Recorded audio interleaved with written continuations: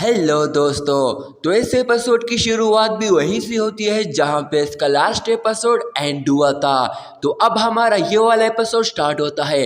तो हम देखते हैं कि लिंग फैंग के अटैक की वजह से जुआनजी काफ़ी इंजर्ड हो जाता है और वो जख्मी होने की वजह से नीचे आकर लिंग फैंग से कहता है, लिंग फैंग तुमने मुझे हर्ट करने की हिम्मत भी कैसी की। जिस पर लिंग फैंग उसकी तरफ बढ़ते हुए जवाब देता है कि मेरे डैड ने इस दुनिया की खातिर अपना खून बहाया है और इस दुनिया को बचाते हुए वो शहीद हुआ है।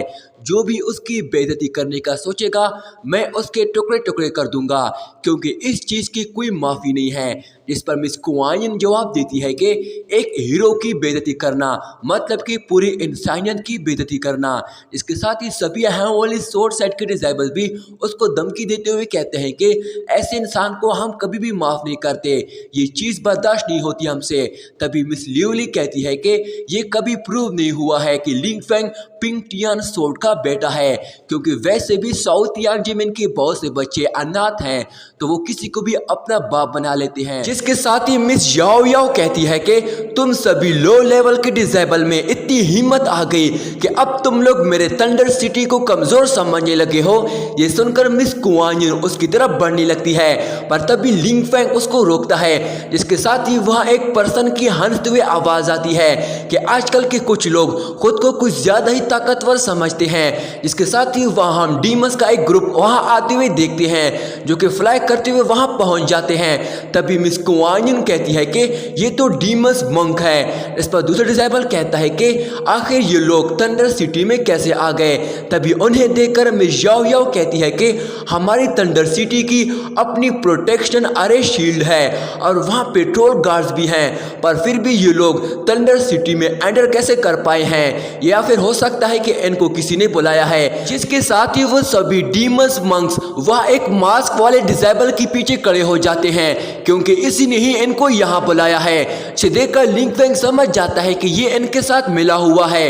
वो डिसेबल उन डीमंस मंक्स के लीडर का स्वागत करता है, जिस पर वो डीमन लीडर उससे पूछता है कि यहाँ कैसा चल रहा है। जिस पर वो डिसेबल जवाब देता है कि विनवुड टेम्पल के इतिहास में पहली बार साउथ यांजिमिन और किंगजू कॉन्टिनेंट के सभी डिसेबल्स यहाँ आए हैं, और उन्हें कहता है कि मैंने पार्टी की टाइम इन सभी की शराब में पॉइजन मिला दिया था जो कि जल्दी असर करेगा।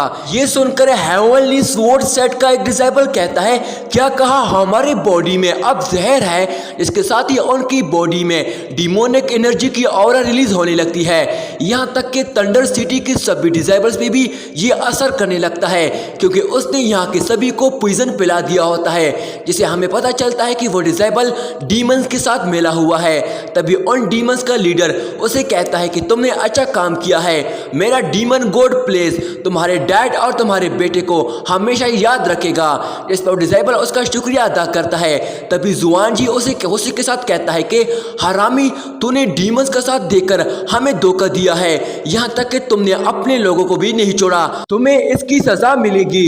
इस पर दूसरा डिसेबल उसे कहता है कि मेरा अंकल यानी तुम्हारा डैड डीमंस का जानी दुश्मन था, उसने हजारों डीमंस को जान से मारा है, तुम डीमंस का साथ कैसे दे सकते हो। जिस पर डिसेबल जवाब देता है कि पता है मैंने डीमंस को क्यों ज्वाइन किया है, क्योंकि मेरा डैड जुआनजी फैमिली का एक बेहतरीन वफादार गार्ड था, पर उसने तुम लोगों के लिए जो भी आज तक किया तुम लोगों ने कभी भी उसे उतना भी नहीं दिया जितना वो डिजर्व करता था। यहाँ तक कि मेरी माँ भी काफ़ी बीमार थी, उसके इलाज के लिए मेरे डैड ने तुम लोगों से 20,000 साल पुरानी ब्लड मेडिसिन मांगी, पर तुम लोगों ने देने से साफ इनकार कर दिया था। मेरे डैड ने तुम्हारी थंडर सिटी के लिए काफ़ी खून बहाया है, पर उसके बदले में याओ ने एक छोटी सी गलती पर उसका हाथ काट दिया था। इस परेशानी में मेरी माँ की मौत हो गई। ये सुनकर लिंग फैंग उसके लिए काफ़ी बुरा महसूस करता है। वहीं थंडर सिटी के सभी डिसेबल्स भी शर्म के मारे अपना सर नीचे कर लेते हैं। जिस पर डिसेबल कहता है कि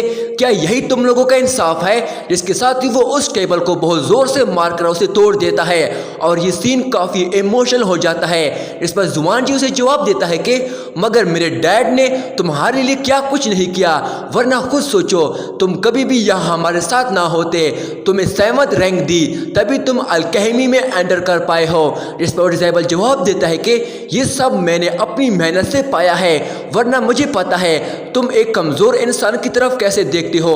मैंने तुम्हें अपने एक भाई की तरह इज्जत दी है, पर तुमने भी हमेशा मेरा फ़ायदा उठाया है। मैंने वो भी किया जैसे मैं खुद भी पसंद नहीं करता था, पर तुमने फिर भी मुझे उसके लिए मजबूर किया है और मेरा मजाक भी बनाया है। इस पर जुआन जी उसे जवाब देता है कि भाई बहन में भी ऐसा छोटा मजाक होता रहता है, ये मामूली बात है। जिस पर डिसेबल जवाब देता है कि तुम्हें ये मामूली बात लगती है, इसलिए तो तुम जैसे इंसान के साथ भी ऐसा ही होना चाहिए। जिस पर जुआन जी उसे कहता है कि मुझे एंटीडोट दे दो, पर जो हुआ है वो बदल नहीं सकते, पर अगर लिली यहाँ आ गया तो जो अब तुम्हारे साथ होगा उसके लिए काफ़ी देर हो जाएगी, फिर मैं भी कुछ नहीं कर पाऊंगा। जिस पर डिसेबल जवाब देता है कि लिली तो 2 घंटे पहले ही थंडर सिटी से बाहर जा चुका है, और जहाँ तक मुझे पता है यहाँ सभी हमारे जाल में फंस चुके हैं, यहाँ तक कि तुम्हारा डैड भी।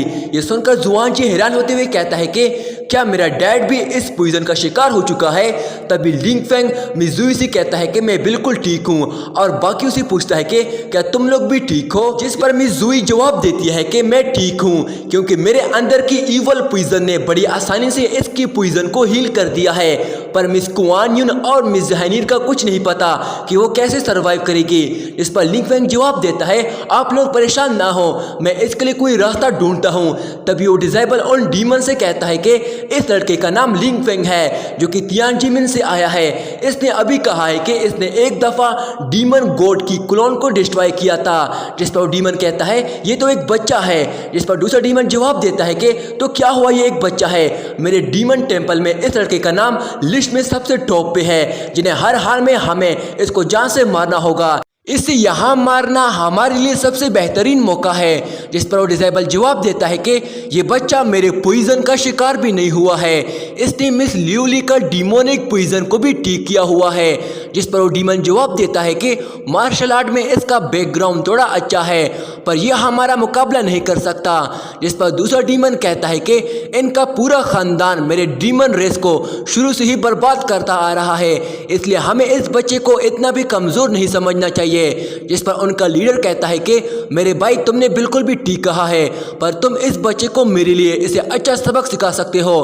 तभी दूसरी तरफ हेवनली सोर्ड सेट का एक डिसेबल लिंग फेंग से कहता है कि अब हम क्या करेंगे, ये सभी मैजिक डीमंस काफ़ी पावरफुल होते हैं। जिस पर लिंग फेंग उन्हें एंटीडोट देते हुए कहता है कि तुम लोग सबसे पहले खुद को हील करो, मैं इसे देख लूंगा। जिसके साथ ही मिस हैनीर उस बोतल की सभी पिल उन सभी को देती है और खुद भी एक पिल खा लेती है। पर तभी थंडर सिटी का मास्टर उस पिल को खाते ही तुरंत ही गुस्से के साथ और डीमंस पे थंडर लाइटिंग स्ट्राइक से अटैक करता है, पर वो डीमन कैप्टन उसके अटैक से बचते हुए सीधा लिंग फेंग पे अटैक करने लगता है। पर इससे पहले ही लिंग फेंग अपनी सोल सी डोमेन पावर्स का इस्तेमाल करते हुए उस डीमन कैप्टन को उस एनर्जी में सील कर देता है, जिसे निकल पाना उसके लिए काफ़ी मुश्किल होने लगता है। इसे देखकर सभी डिसेबल्स भी काफ़ी शौक हो जाते हैं। पर तभी इतने में ही लिंग फेंग तुरंत ही अपनी फायर फिनिक्स से उस पर अटैक करवा देता है, जिससे वो डीमन कैप्टन जोर से नीचे जाकर गिरता है और दोबारा उठने की हिम्मत भी नहीं कर पाता। ये देखकर दूसरा डीमन कैप्टन तुरंत ही अपने ड्रैगन वेव से उस पर अटैक करता है, पर तभी जोडियन उसके सामने आकर उसके अटैक को रोकने लगता है, जिसे देखकर लिंग फेंग तुरंत ही अपनी डिवाइन मिरर की पावर से उस पर शूट करता है, जिससे वो ड्रैगन बड़ी आसानी से डिस्ट्रॉय हो जाता है और उसकी वजह से वहाँ काफ़ी सारी एनर्जी फैल जाती है, जिसे बड़ी मुश्किल से वो सभी खुद को संभाल लेते हैं। तभी जोडियन लिंग फेंग से कहता है कि मास्टर ये आदमी निर्वाणा लेवल के 9 में है, ये हमारी टक्कर का नहीं है। ये सुनकर लिंग फेंग भी शौक हो जाता है और यहीं पे दोस्तों हमारा ये वाला पार्ट यहीं पे एंड हो जाता है। दोस्तों हमें अगले एपिसोड में बहुत ज़बरदस्त फाइट देखने को मिलने वाली है। तब तक के लिए मेरे चैनल को सब्सक्राइब करके इस वीडियो को लाइक कर देना। शुक्रिया।